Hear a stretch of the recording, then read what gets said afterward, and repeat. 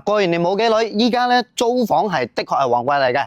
今日咧我哋翻過嚟嘅係福田梅林呢邊，嗱睇睇我哋依家喺天台嘅位置，樓下呢邊咧就係梅林一村、梅林公園同埋梅林水庫啦。依家呢個陽台睇出去啊，景觀真係一流嘅。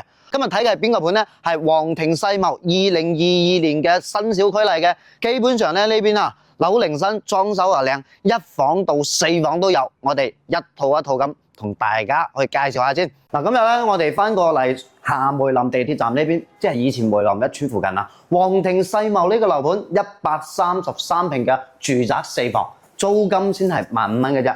咁呢邊咧所有嘅家私電器亦都齊全噶啦，通燃氣嘅冰箱、洗衣機，包括我哋熱水器全部都有。最緊要咧呢一套房景觀好靚，咁喺呢個陽台望出去咧，可以望到我哋嘅地鐵9號線嘅下梅林地鐵站，同埋以前嘅家樂福。正中間呢度咧就係我哋嘅梅林山公園同埋梅林山水庫，所以景觀咧特別正嘅。呢次呢套房咧係屬於首次出租嘅，2022年交樓之後一直都冇裝修過，喺24年裝修之後咧首次出租，所以咧呢啲家私電器全部都全新嘅。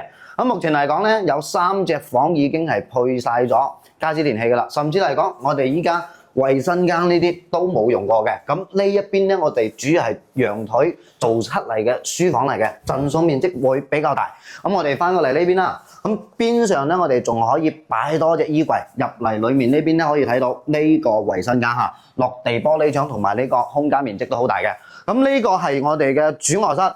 90度嘅採光，基本上啊無死角，光線都可以吹得入嚟，亦都通風效果好正。咁如果你話租呢一套房，唔知你中唔中意呢？咁嘅另外一套房係一房一廳，入門口其實呢邊都係標配，全部都有指紋密碼鎖嘅。咁呢一套咧係一房一廳，租金係6500蚊嘅，有陽台。我哋嘅房間同埋陽台都係屬於南向，所以咧佢會有比較好嘅陽光會照得入嚟。